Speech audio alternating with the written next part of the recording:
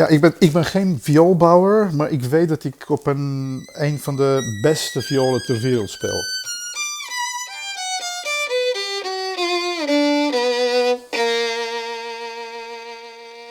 Mijn naam is Vesco Eskenazi en ik ben concertmeester van het Concertgebouworkest sinds januari 2000.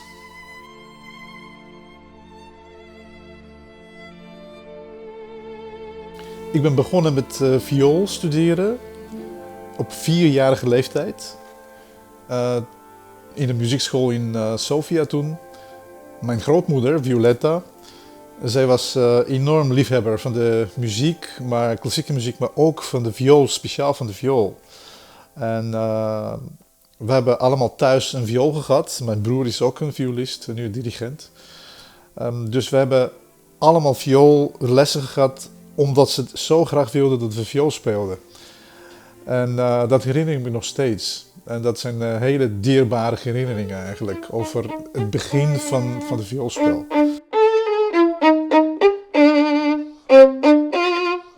Op mijn 11-jarige leeftijd, dacht ik, 11 jaar, was ik toen in een jeugdorkest terecht kwam in Sofia. Met een fantastische maestro Simeonov.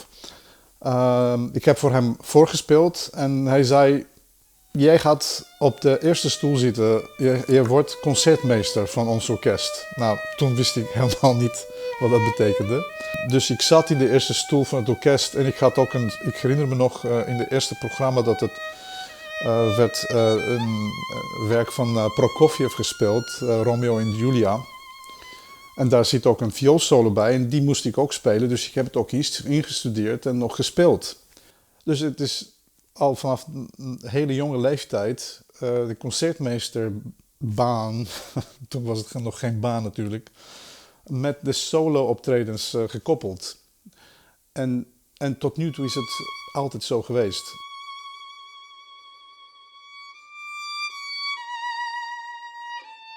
Als je solo speelt, je drukt uit je eigen persoonlijkheid.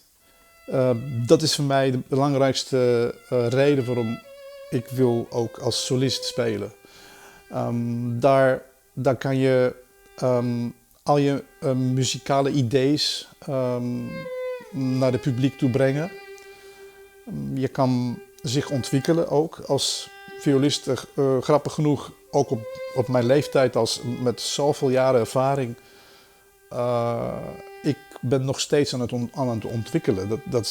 Op die manier kunnen we ons nog steeds vers houden.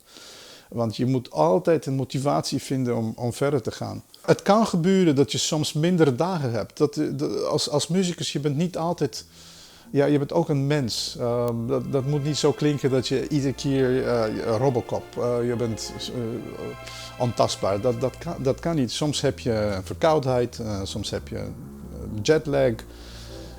Maar ook in die situaties moet je wel de liefde voor de muziek kunnen vinden. En that saves the day, eigenlijk, op het podium. Ja. Dit is een Guarnerio del Gesù van 1741. Iedere keer dat ik in aanraking kom met het instrument, denk ik van, ja, hoe is dat mogelijk dat zulke instrumenten werden gebouwd toen en nu? Er zijn heel veel verhalen daarover. Die gaan over de lak van de viool bijvoorbeeld, dat het heel bijzonder is en dat men niet weet precies wat er in de lak zit. Andere verhalen gaan over die hout, die kwaliteit van de hout die werd gebruikt toen.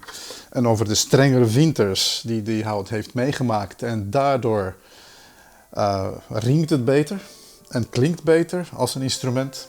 Die kracht de diepte van de klank zijn unsurpassed in het Engels. Dus je kan het gewoon niet ergens vinden.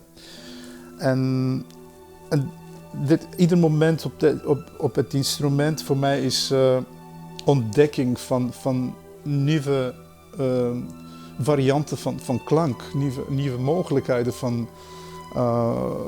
van nuancering van de klank. Het is echt je kan echt dagenlang gewoon dingen uitvinden op die instrument die je nog niet hebt gehoord. En als je het goed doet, dan kan je het ook op het podium dat laten horen aan het publiek.